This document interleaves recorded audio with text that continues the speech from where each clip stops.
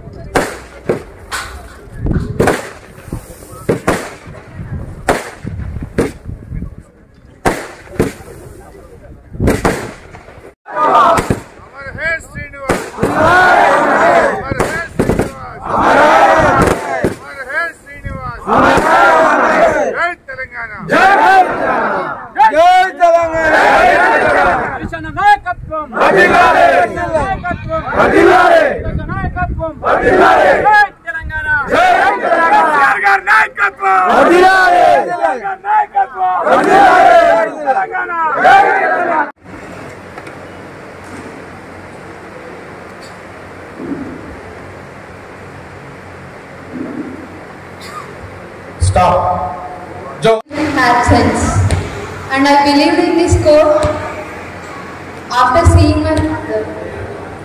Today, I want to thank each and everyone who are part in making this event successful. Thank you especially to Harishwar sir and Sundama and Padma and each and everyone, and also special thanks to Chatranayak uncle and Dhyani auntie for donating the statue. Today is the day we as a family will remember the last breath. Thank you so much to each and everyone for making this event so successful, for your love, for your time. Thank you.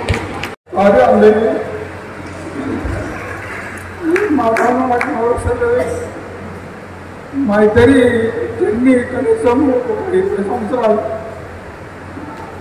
First ఉమ్మడి పంచాయతీగా TRS వచ్చింది. అప్పుడు Kishan Reddy sir first మా సైన్లో టీఆర్ఎస్లో తీసుకోవడం Kishan Reddy sir వచ్చి తీసుకెళ్ళి అప్పటికి నేను కమ్యూనిస్టులే ఉన్నాయి. ఇంకా దేశంలో ముందుకు టీఆర్ఎస్ వచ్చేది కాబట్టి నువ్వు టీఆర్ఎస్కి వెళ్ళిపో అని చెప్పి టీఆర్ఎస్లో అప్పుడు మనం ఫస్ట్ ఉమ్మడి గ్రామ పంచాయతీ నిలవడం జరిగింది టీఆర్ఎస్ నుంచి.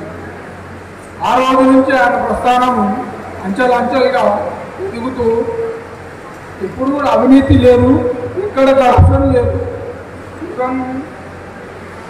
ఫండ్స్ కూడా గ్రామ పంచాయతీ పనులు చేసినా ఫస్ట్ కాన్స్టిట్యూట్ ఎన్నికలు వెళ్తుండే మేడం. తర్వాత అతను తీసుకుంటుంటే ఈనాడు కూడా ఏ ఒక్కరు కూడా అవకాశం ఇవ్వలేడు ఆయన. కానీ అటువంటి మంచి నాయకుడు ఈరోజు కోల్పోవడం మేము ఈరోజు శ్రమంతులం. ఎందుకంటే ఈ పంచాయతీ ఇప్పుడు ఆయన ఎంతో మేలు చేసేది. పంచాయతీ అలాగైనా కానీ 3 గ్రామాలలో కూడా మళ్ళీ మా సీనియర్ పెద్ద మనుషులు వెళ్తూ ఏ పంచాయతీ వచ్చింది ఇప్పటికి కూడా ఆ రకంగా ఎదిగిన వ్యక్తి ఈరోజు లేవడం మన మధ్యలో లేకపోవడం బాధాకరం. మరి ఈ కార్యక్రమంకి వచ్చిన మన పెద్దలు పూజలు మరి మంత్రివర్యులు హరీష్ రావు గారికి, మరి మన ఎమ్మెల్యే మేడం గారికి, పద్మాదేవేంద్ర రెడ్డి గారికి, అందరికీ మీరందరూ మా మీద మా తమ్ముడి మీద దయ ఉంచి అభిమానంతో వచ్చినందుకు మీ అందరికీ మా ఊరు తరఫున మా తరఫున ప్రత్యేకమైన ధన్యవాదాలు. మరి అవకాశం ఇచ్చినందుకు పెద్దలందరికీ నా యొక్క ధన్యవాదాలు తెలుపుతున్నాను. థ్యాంక్ యూ శ్రీనివాస్ భాయ్. జక్కపల్లి సీనన్న మా నాన్నగారు 2001 నుంచి బీఆర్ఎస్ పార్టీలో సర్పంచ్గా గెలవడం జరిగింది. 2001 నుంచి 5 వరకు, 14 నుంచి 19 వరకు, 19 నుంచి మన 2024 వరకు 3 టర్ములు కంటిన్యూస్ గా సర్పంచ్గా చేయడం జరిగింది. మా నాన్నగారి 15 సంవత్సరాలు 3 టర్ముల కాలంలో ఎక్కడ అవినీతి కూడా తాగకుండా నిజాయితీగా మారుపేరుగా నిలిచినటువంటి మా నాన్నగారికి ఉన్నప్పుడు ఎంతో సంతోషంగా, ఎంతో ఆనందకరంగా బీఆర్ఎస్ పార్టీ అంటే సీనన్న అంటే బీఆర్ఎస్ పార్టీగా ఉంటుండే. నీతికి నిజాయితీకి మారుపేరు జక్కపల్లి సీనన్న మా నాన్నగారు. ఇక్కడ ఈ ప్రోగ్రాం చేసినటువంటి అందరికీ, మా జక్కపల్లి నివాసులకు, చిప్పలదుర్తి, మా కాండవాసులకు, మా నర్సాపూర్ లోకల్ ప్రజాప్రతినిధులకు అందరికీ చాలా చాలా ధన్యవాదాలు. అలాగే మా డాడీ విగ్రహం చేసిన ఎంపీటీసీ సంజయరాణి చంద్రనాయక్ అంకుల్ గారికి చాలా చాలా థ్యాంక్ యూ అంకుల్. మీరు ఈ విగ్రహం చేయకపోతే ఈరోజు మేము అందరం ఇక్కడ ఉండేవాళ్ళం కాదు, ఈ ప్రోగ్రామ్ జరిగేది కాదు. అందరికీ చాలా చాలా ధన్యవాదాలు. ఈ ప్రోగ్రామ్కి వచ్చి ఈ ప్రోగ్రామ్ ఇంత సక్సెస్ గా చేసినటువంటి మా ప్రజలందరికీ చాలా చాలా థ్యాంక్ యూ. జై తెలంగాణ, జోహార్ సీనన్నకి, జోహార్ సీనన్నకి. పద్యానాయక్ గారు, మన్సూర్ గారు,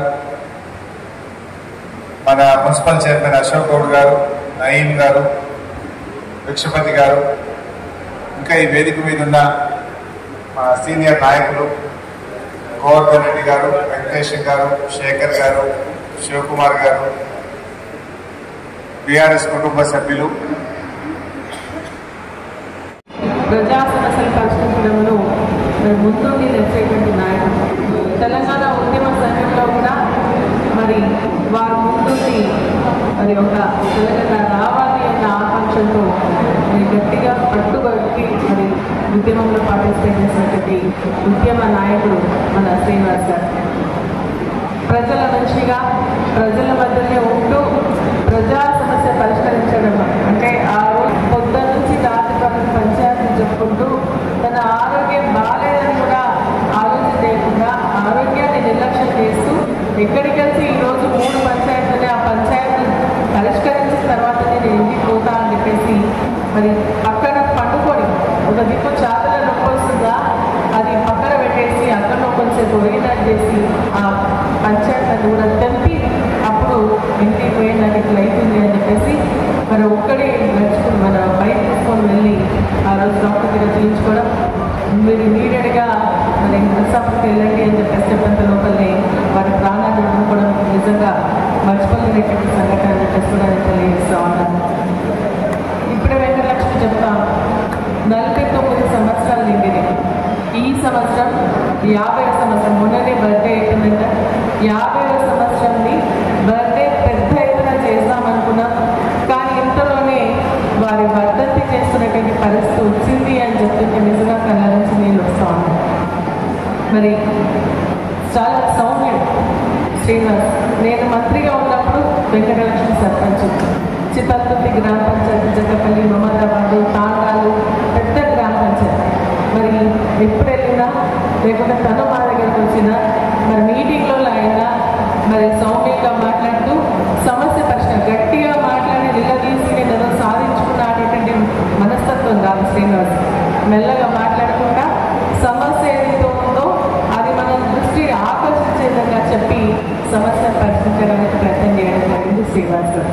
ఆపోజిషన్లో ఉన్నా కదా అని చెప్పేసి ఆలోచన లేకుండా గ్రామానికి సంబంధించిన ఉన్నా కూడా మరి వచ్చి మాట్లాడి దాన్ని పరిష్కరించుకోవడానికి ప్రయత్నం చేసేవాడు.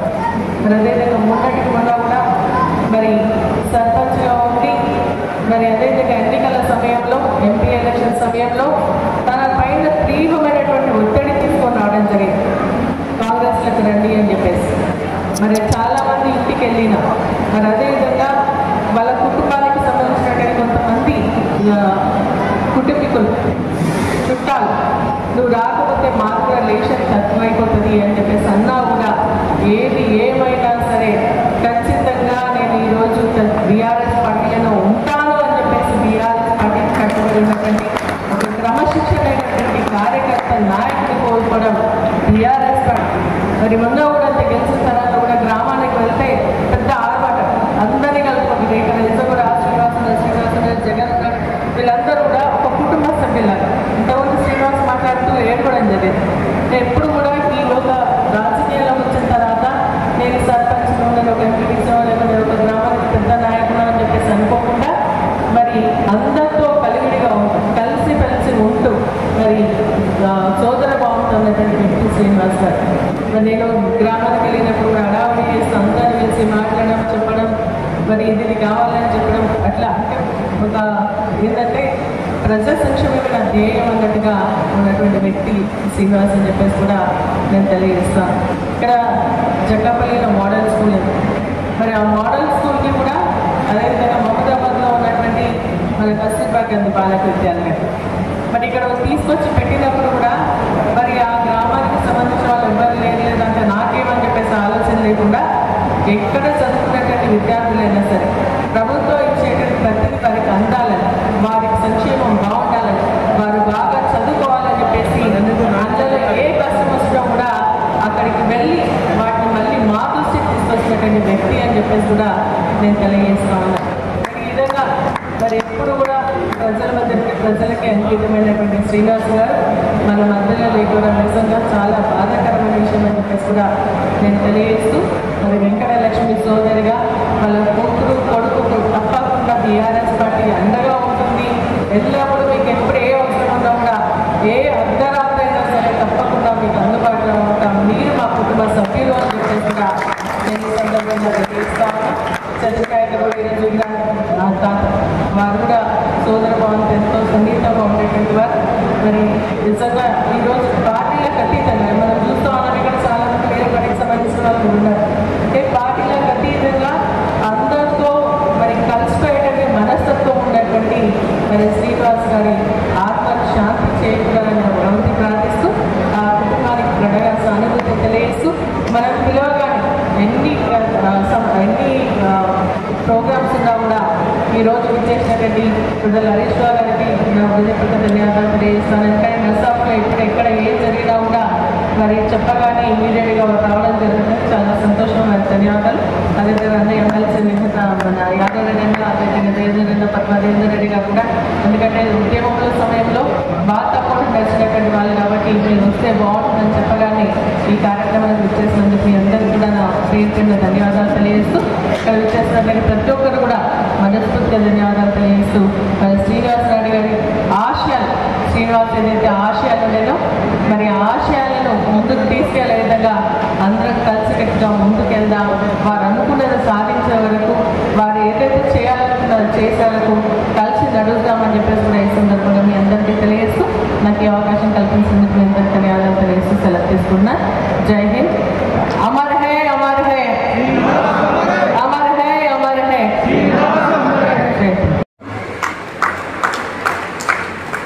పార్టీకి శ్రీనివాస్ లాంటి నాయకులు కోల్పోవడం అనేది బీఆర్ఎస్. శ్రీనివాస్ చాలా నిజాయితీ కలిగినటువంటి ఒక మంచి నాయకుడు. నర్సాపూర్ నియోజకవర్గంలో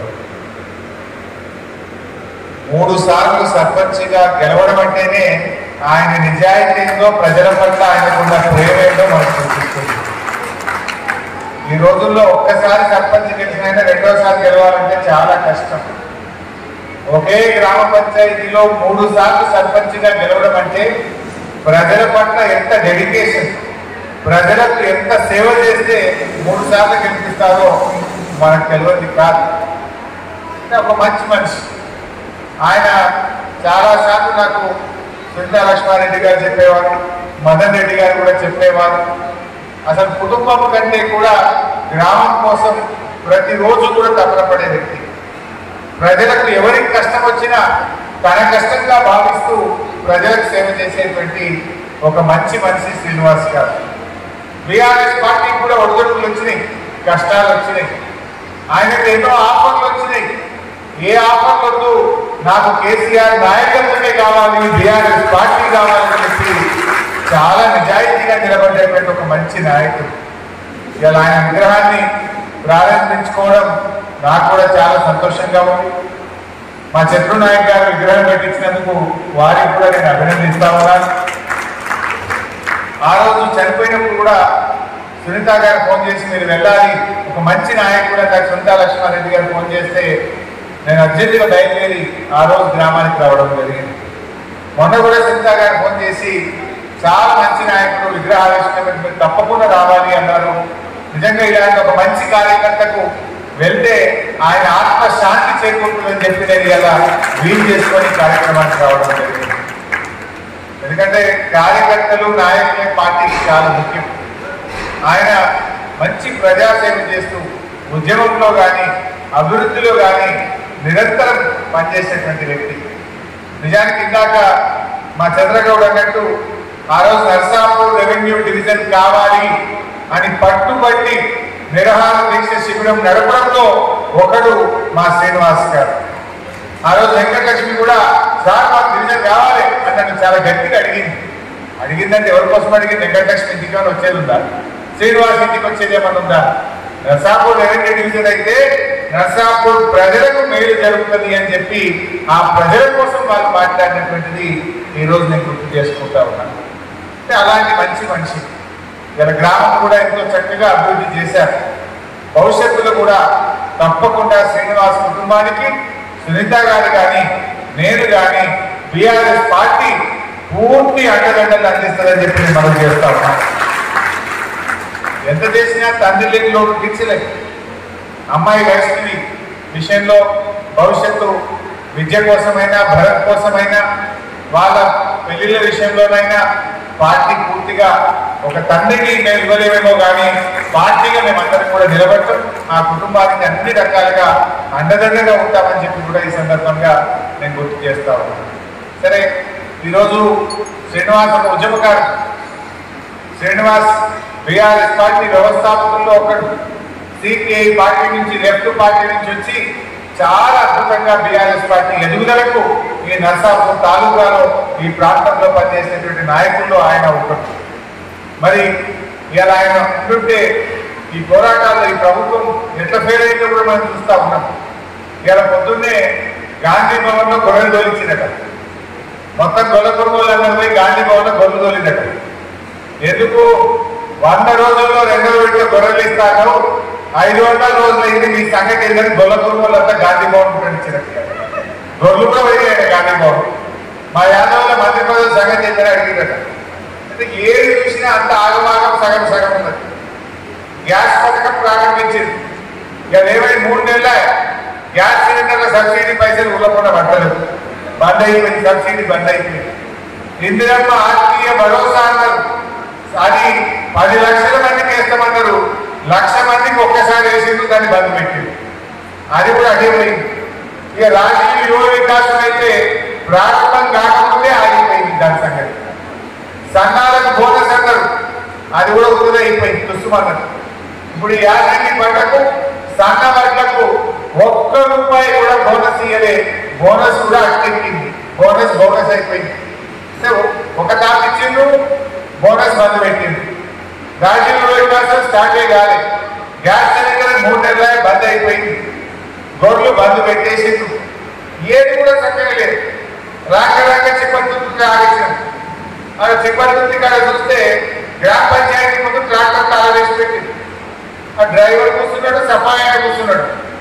ఏది పై ట్రాక్టర్ గీడి ఉంది అంటే అలా గాసం లేదు సార్, గాసం లేదు, ఎన్నేమంటావు కట్టు. అంటే ఏమైంది అన్న? డీజిల్ కు పైసలు లేవు సార్, 20 రోజులే ట్రాక్టర్ దింపలేము, డీజిల్కు పైసలు లేవు అన్నాడు. అంతే అంటలేడు. ఆ ఊర్లో 110 బుగ్గలు ఉంటే 90 బుగ్గలు కాలిపోయినాయి అన్న. 10-20 బుగ్గలే వెళ్తున్నాయి. కాలిపోయిన బుగ్గలు ఇద్దామంటే పైసలు లేవట. పైపు పగిలిపోతే అట్లిద్దామంటే తుక్కుడు వేద్దామంటే పైసలు లేవట. మంచినీళ్ళు రాకపోయినా దిక్కు లేదు. బుగ్గలు అరిగిపోతే అడిగేటోడు లేడు. చెత్త ట్రాక్టర్ బంద్ అయిపోయింది. కేసీఆర్ గారు దేశానికే ఆదర్శంగా తెలంగాణ నిలిపింది. ప్రతి ఊరుకు ప్రతి తండాకు ట్రాక్టర్ ఉన్న రాష్ట్రం ఏదైతే భారతదేశంలో అది తెలంగాణ రాష్ట్రం. పల్లె పల్లెకు ట్రాక్టర్ ట్రాక్టర్ ర్యాలీ ఇచ్చిండు, నర్సరీ పెట్టించిండు, డంప్ యార్డ్ కట్టించిండు, వైకుంఠ ధామాన్ని కేసీఆర్ కట్టించిండు. ఈ రేవంత్ రెడ్డి ఏమన్నాడు? కేసీఆర్ ఆనవాళ్ళు లేకుండా చేస్తాడు, కేసీఆర్ ఆనవాళ్ళు లేకుండా చేస్తాడు. ఏం చేస్తావు ఆనవాళ్ళు? ఇచ్చిన ట్రాక్టర్ను గ్రామ పంచాయతీ కూడా పెట్టి తాళం వేసి చెత్త ఏదకుండా చేయడమే కేసీఆర్ ఆనవాళ్ళు లేకుండా చేయడమా? మార్పు మార్పు అంటే ఏ మార్పు? ఊర్లను చీకటిమయం చేసి బుగ్గలు లేకుండా చేయడమే కాంగ్రెస్ పార్టీ తెచ్చిన మార్పు. ఊర్లలో పోతే బుగ్గలు లేవు, చెత్త ట్రాక్టర్ 20 రోజులు అయితే రాక విసర్జనాలు వచ్చి వైరల్ ఫీవర్స్ వచ్చి గ్రామాల్లో ప్రజలు ఇబ్బంది పడరా? ఏం చేస్తుంది రేవంత్ రెడ్డి? బాగా ప్రతిపక్షాల మీద అక్రమ పనిచేస్తా ఉన్నాడు. ఇలా అన్నీ ఆ డ్రైవర్ చెప్తున్నాడు 3 నెలల మాకు చిన్న పడకాడు అంటే సఫాయి కాదంటే 3 నెలల నుంచి జీతాలు లేవు. ట్రాక్టర్లో ఆయిల్ మార్చక ఫిల్టర్ మార్చక 50,000 సార్ అంటున్నాడు. ట్రాక్టర్ సర్వీసింగ్ చేయడానికి పైసలు లేవట. ట్రాక్టర్ కు ఇన్సూరెన్స్ కడదామంటే పైసలు లేవట. ట్రాక్టర్ కు 3 నెలల క్వార్టర్లీ ట్యాక్స్ ఆర్టీఏ ఫీజు కడదామంటే పైసలు లేవట. ట్రాక్టర్ లో డీజిల్ పోతామంటే పైసలు లేవు సార్. ఏం చేయమంటాం? మూలకు పెట్టాము. జగనేమో మమ్మల్ని తింటున్నారు, రేవంత్ రెడ్డి ఏమో హైదరాబాద్ కూర్చున్నాడు. కనబట్టే జగన్ మమ్మల్ని తింటున్నారు. ఇలా గాసం లేదు సార్. ఇది ఈ రోజు పద్ధతిలో ఉన్న పరిస్థితి. ఇవాళ పొద్దుగాల ఆయన వ్యవసాయ శాఖ మంత్రి మాట్లాడుతున్నారు. ఏంటట? రైతు భరోసా వేసినాం, రేపటి మొత్తం అన్ని మండలాల అన్ని జిల్లాల హైదరాబాద్ లో ఉత్సవం చేయాలట. దేనికి ఉత్సవం? ఆయన 2 సార్లు రైతు బంధు ఎగ్గొట్టినందుకు ఉత్సవమా? వానకాలం ఎగ్గొట్టు, యాసంగి ఎగ్గొట్టు, 2 పంటలు ఎగ్గొట్టినందుకు రేపు రైతు బంధు ఉత్సవం చేయాలా? కేసీఆర్ ఉండగా నాట్లకు రైతు బంధు అందించిన కేసీఆర్, రేవంత్ రెడ్డి ఏమో ఓట్లకు మాత్రమే రైతు బంధు ఇస్తుంది.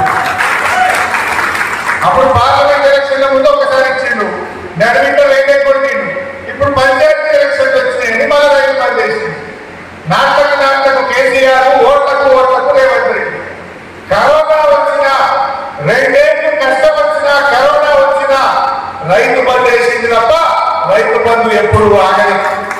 రేవంత్ రెడ్డి 2 పంటల రైతు భరోసా పెట్టి ఇంకా ఉత్సవం చేయమంటావు?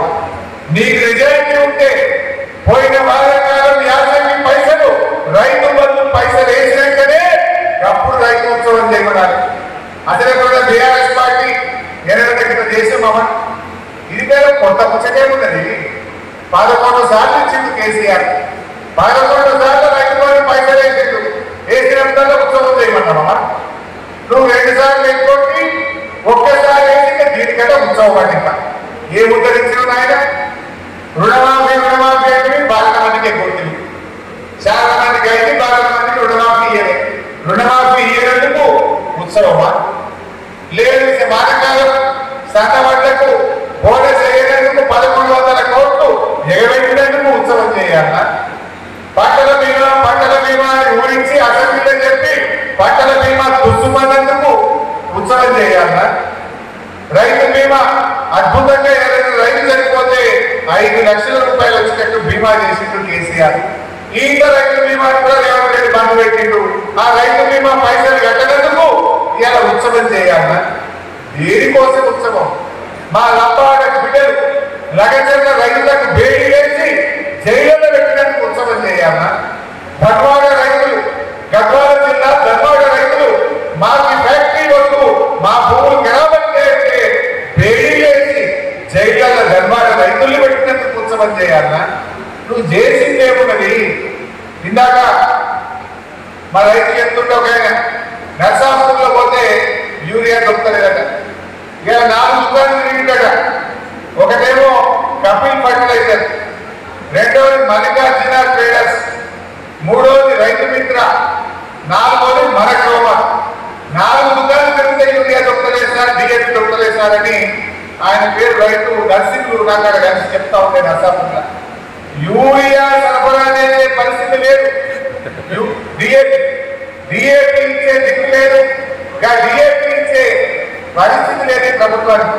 4 దుకాణాలు పోతే 4 దుకాణాలలో డిఏపి లేదట. అంటే డిఏపి కూడా ఇక్కడే ఉత్సవం జరపాలట.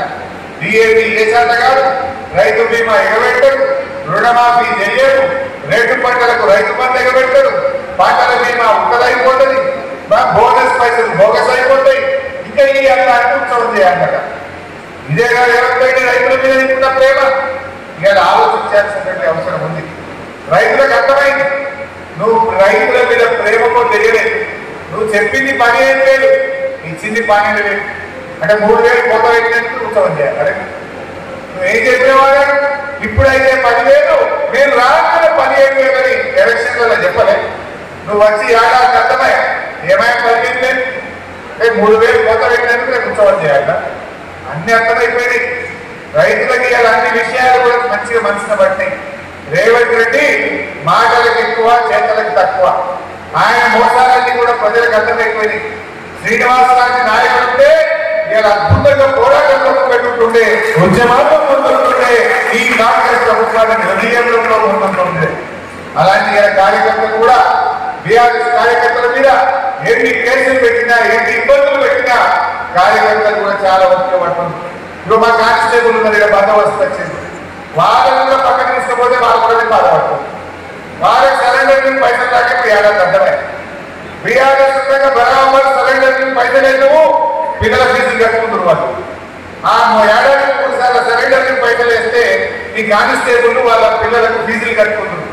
మొన్న ఆడిగా కలిగితే సాగులు చెప్తున్నారు, నువ్వు పోయే సార్ సరెండర్ బంద్ అయిపోయింది, కేసీఆర్ సార్ బయట సరెండర్ పైసలు వస్తలేవు, మా పిల్లల ఫీజులు కట్టుకోవడం తిప్పలైతుందని పోలీస్ కానిస్టేబుల్ కూడా బాధపడుతుంటారు.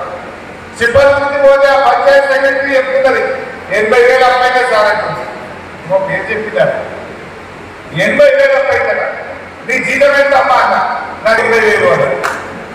ఎందుకైందమ్మా 20,000 అంటే బుక్కలకు తెచ్చినా, గిన్నెలు పోసినా, పైపులు పోతాకినా, ఈ 4 రైతులే సార్ ఇచ్చిపెట్టాను. ఇగో ఇది నెట్టు బాగా డాక్టర్లు తెచ్చి యాడ్లు కట్టి అన్ని చేసి పెడితే దాని ప్రభుత్వం అయిపోయింది కాంగ్రెస్ ప్రభుత్వం. అన్ని అర్థమైపోతాయి ప్రజలకు. ఏది 10 ఏళ్ళు కేసీఆర్ నడిపిస్తుంది కదా, నువ్వు ఒక ఏడాది నడిపిస్తాను కదా, ఏడాది లోపల అంతా మొత్తం ఇచ్చగొట్టకపోయా, మొత్తం ఆగం పట్టించకపోయా తెలంగాణ. ఇంతకు ముందు అవార్డులు ఢిల్లీకి అవార్డు డిక్లేర్ అయితే తెలంగాణ పల్లెల పేర్లు మారు మోగిపోతుంది. ఢిల్లీలో 10 అవార్డులు, 20 అవార్డులు, 30 అవార్డులు వస్తుంది తెలంగాణ. అధ్యక్షుడు రామగౌడ్ గారు చెప్పాల్సిందే.